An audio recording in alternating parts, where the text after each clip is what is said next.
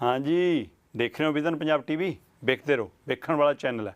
तो मैं एक बार फिर लैके हाज़र हाँ जी खबरां दी खबरां लॉरेंस बिश्नोई नूं लैके कल रात भर खूब हगामा भी होया, चर्चा भी हुई, सवाल भी होए। एक पासे चैनल लगातार दिखा रहे सी गड्डी तुर पई, गड्डी 'च बिठा लिया, गड्डी अगे हो गई, गड्डी पिछे हो गई, इत्थे पहुँच गए, दाखल हो गए, लै गए, ये सारा कुछ। तो दूसरे पासे उस नूं लैके नुकताचीनी भी हो रही सी। दोए पहलू ने, एक पहलू तो की ये पत्रकारी सी, की इस दी लोड़ है, जिहो जी पत्रकारी अजकल लगातार हो रही है। एक सवालों के घेरे च है, सिद्धू मूसेवाले के कतल नाल जुड़िया मामला है, पहला ही वो गैंगस्टर है, जेल के अंदर है, किन्ने मामलों च घिरिया है, अजिहे व्यक्ति नूं लैके आउणा पुलिस लई वड्डी चुनौती हुंदी है। तो उहदे उत्ते उहदी सारी वीडियोग्राफी, हर थां की जानकारी, गड्डी बारे दसना, इह च बैठ गया जी, इह च चढ़ गया जी, गड्डी अगे चली गई जी, गड्डी इत्थे पहुँच गई जी, बोर्ड दिखाने। सो किहनूं दिखाया जा रहा सी वो सारा कुछ?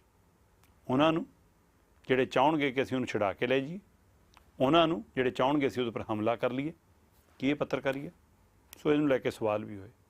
पर पत्रकार दी जिहड़े मौके ते मौजूद ने, जिहड़े उस समय खड़े ने, उन्हां दी मजबूरी हुंदी है कि चैनल कहंदा सीधा प्रसारण दिखाओ, जिथे उत्थे दी दिखाओ, चैनल की डिमांड है जी, क्योंकि लोग देखते हैं। सो जिहड़े सवाल करदियां ने धिरां, जिहड़ियां कहंदियां ने की दिखाया जा रहा, की हो रहा, उन्हां लई भी है कि फिर देखदे क्यों ने। इसलिए दो तिन्ने चीज़ां नालों नाल चलियां। कल दिन भर रात तो लैके अज दिन भर इहदी चर्चा रही। सो इसलिए सानूं ये फैसला भी करना पैना कि असीं की दिखाउणा चाहुंदे हां, की देखना चाहुंदे हां, ते की समाज नूं दे रहे हां। सो पत्रकारां नूं भी अंदर झात मारन दी लोड़ है।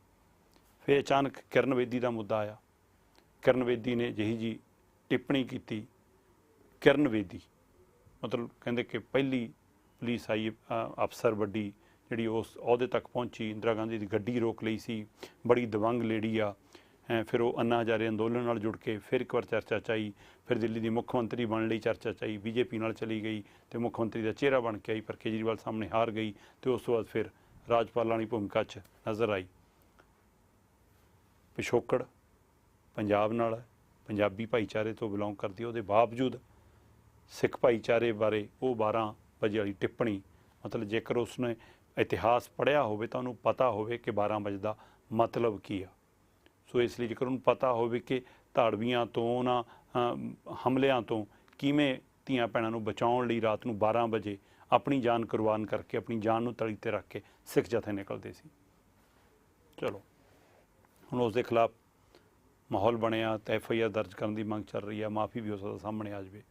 पर इस सब के दरम्यान एक केंद्र सरकार का बड़ा अहम फैसला आया। ये गल पहला भी मैं खबरों की खबर एक बार ध्यान च लियांदी सी, पर हुण उसनूं अमली जामा पहना दिता गया। जी हाँ, फौज च भर्ती बड़ा नवेकली पहलकदमी सामने आ रही है कि भाई हुण फौज की जिहड़ी भर्ती है उसका रंग रूप बदल रहा है। 4 साल लई देश की सेवा च नौजवानों की भर्ती की जाऊगी। 17.5 साल तो लैके 21 साल तक, क्योंकि 25 साल तक की जवानी नूं कहंदे कि नौजवान रखना है फौज नूं, इसलिए 17.5 तो लैके 21 साल तक वाला नौजवान 4 साल लई भर्ती करांगे, 3 महीने की ट्रेनिंग देवांगे, तो 4 साल उन्होंने तनख्वाह भी देवांगे, तो 4 साल बाद उन्होंने इकट्ठे 11.5 लाख रुपये, 11,74,000 समथिंग है।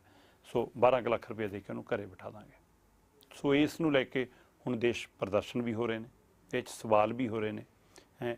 ये कई पहलू ने, पर 2 पहलू बहुत अहम ने जिन्हां दे उत्ते आपां गल करांगे। पर पहलां उस फैसले ते गौर करिए जो सरकार ने जां अज लिया है। जेकर उहदे पर गौर करनी होवे तां 10 लाख नौकरियां दा ऑफर किया सरकार ने। वो एक वखरा पहलू है। कहंदे जी जिहड़े कहंदे सी हर साल 2 करोड़ नौकरियां देवांगे, वो हुण 10 लाख नौकरियां ते आ गए कि 2024 च वोटां मंगण जोगे हो जाइए।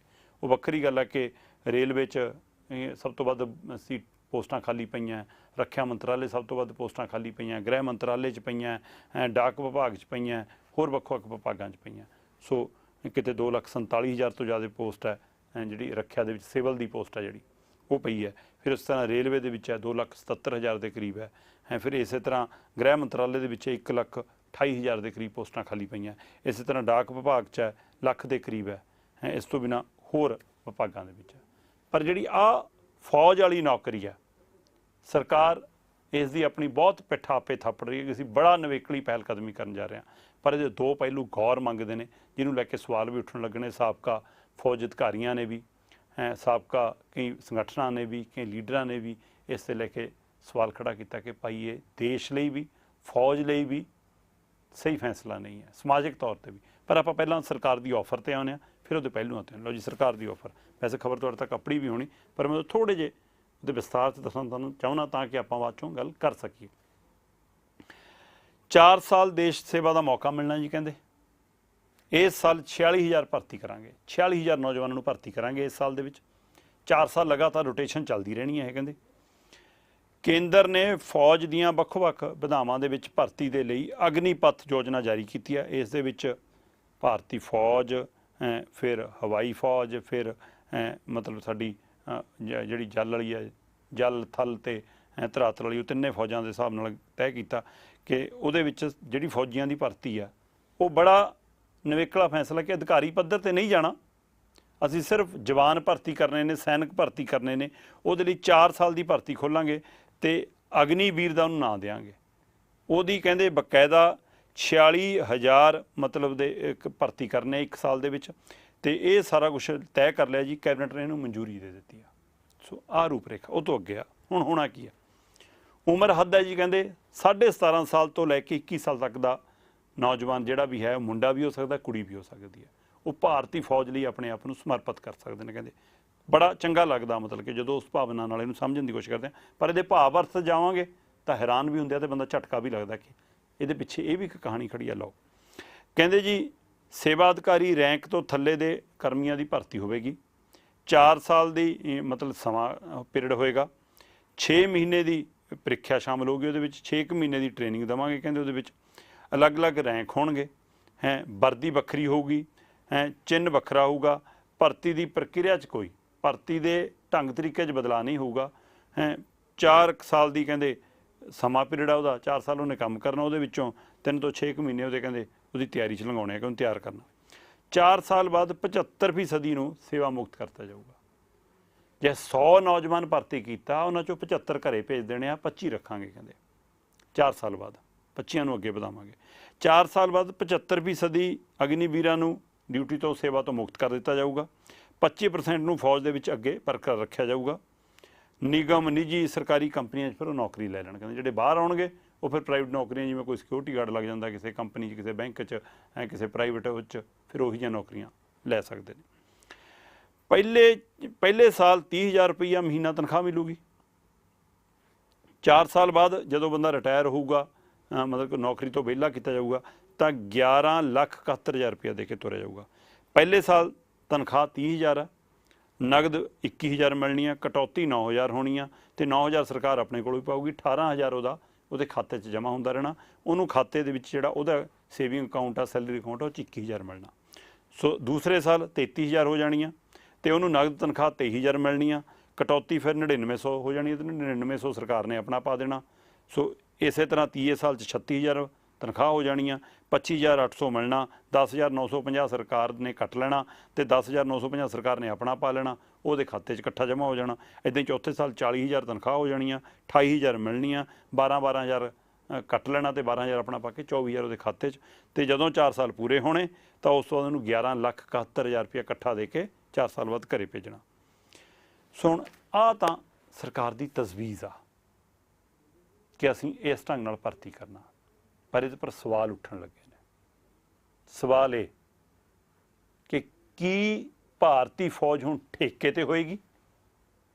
हुण ठेके ते भर्ती है, दिहाड़ी ते भर्ती है, 4 साल लई भर्ती है। ये अपने आप च कि भारती फौज इहदे नाल मजबूत होएगी जां कमज़ोर होएगी। जिस व्यक्ति नूं पहलां ही पता है कि मैं सिर्फ 4 साल नौकरी करनी आ, की उहदे अंदर वो भावनावां? फौज अधिकारियों का कहना कि 4 तो 5 साल लगते हैं एक फौजी जवान नूं पूरी तरह नाल परपक्ष होने लई, तैयार होने लई, अपने घरों, अपने ग्रां तो, अपने पिंड तो नाता तोड़न लई, फिर बार्डर ते अपनी जान निशावर करन दी भावना लई, फिर देश भावना लई। सो सारे लई तैयार होना। कल्ली हथियार चलाउण दी ट्रेनिंग ते पहाड़ां ते चढ़ जाण दी ट्रेनिंग नहीं हुंदी। फौज की ट्रेनिंग का मतलब एक अंदर जज्बा भरना भी हुंदा। सो उस नूं कहंदे कि समा लगदा है, उस फौजी नूं 4 तो 5 साल तैयार होण नूं लगदे ने। तो इत्थे ये कहते जी आओ, तनख्वाह लो, तो जी 4 साल बाद नौकरी छड्ड दिओ। सो इस नूं लैके सवाल खड़े होण लगे ने कि भाई 4 साल बाद वो नौजवान की करनगे, किहड़ा उन्हां दे लई राह होऊगा। इत्थे +2 तो बाद जदों बच्चा इस गया तो उस तो बाद फिर ना वो पढ़ाई करन जोगा रहना, ना उसनूं उस लैवल का कोई रोज़गार मिलना, उहदे लई ये सवाल खड़ा होना। सो ठेके ते भारती फौज ते भारती फौज के कमज़ोर होने का खतरा खड़ा। ये असीं नहीं कह रहे, माहिरां दी राय सामने आउण लगी। लो मैं वो राय तुहाडे सामने रख देना। हुण फौज च कहंदे 4 साल का सिपाही होना। अफसरां दा कहना कि 6 महीने की ट्रेनिंग च दुश्मन नूं किवें धूल चटाई जा सकती है, जवान नूं 5 साल लगते हैं तैयार होने च।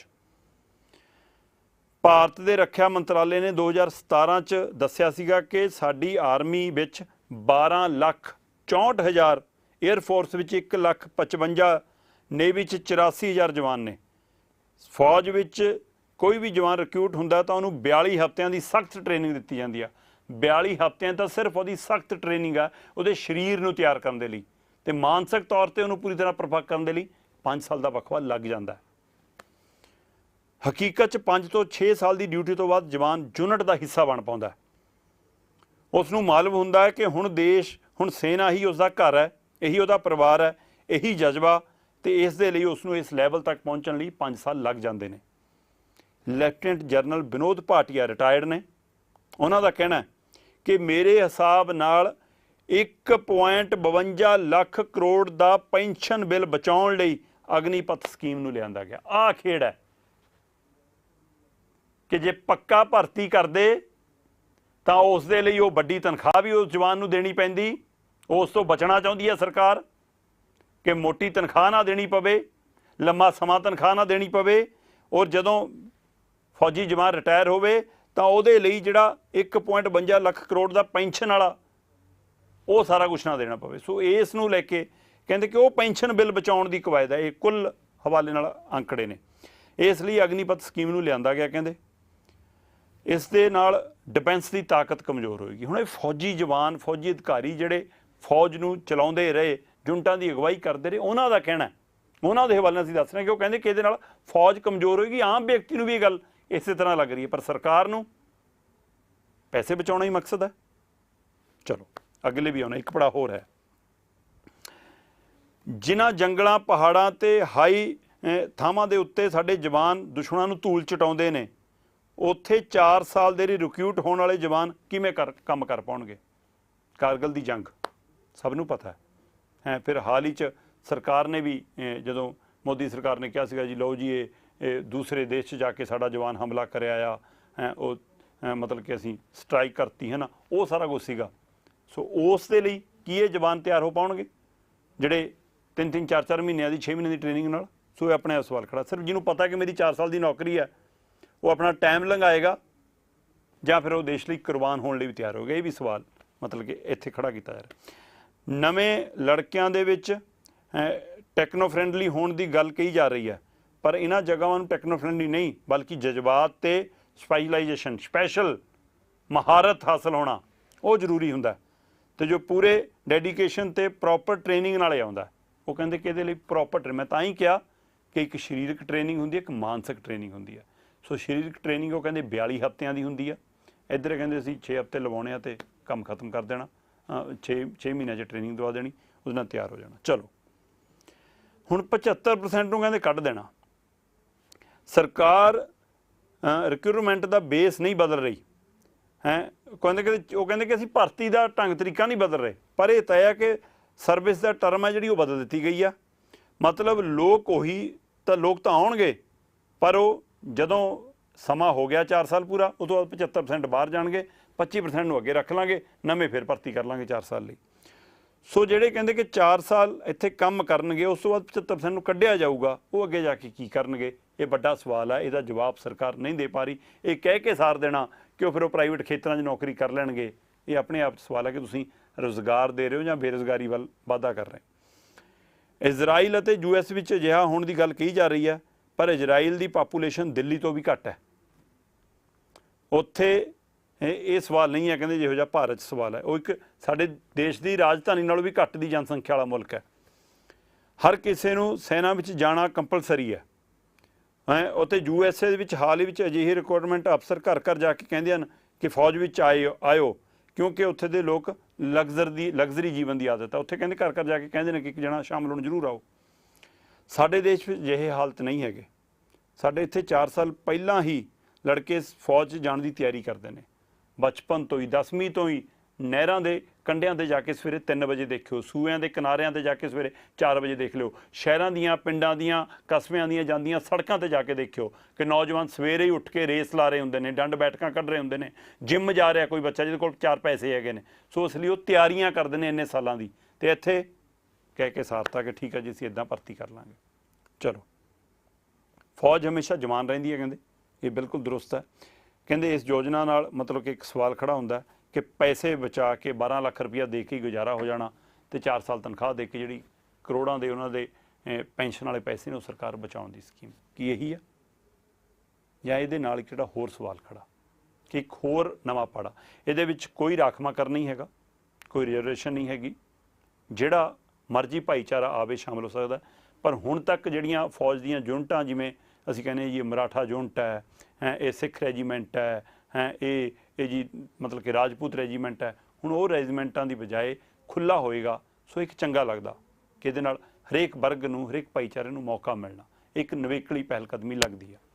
ਪਰ ਜਦੋਂ ਦੀ ਸਰਕਾਰ ਦਾ ਇਹ ਫੈਸਲਾ ਸਾਹਮਣੇ ਆਇਆ, ਕੱਲ੍ਹ ਦਾ ਇੱਕ ਪਹਿਲੂ ਆਪਾਂ ਗੱਲ ਕਰ ਚੁੱਕੇ ਹਾਂ ਕਿ ਲੋਕਾਂ ਨੂੰ ਲੱਗ ਰਿਹਾ ਕਿ ਠੇਕੇ ਤੇ ਭਰਤੀ ਵੱਲ ਸਰਕਾਰੀ ਖਜ਼ਾਨਾ, ਸਰਕਾਰੀ ਪੈਸਾ ਬਚਾਉਣ ਦੀ ਕਵਾਇਦ ਆ।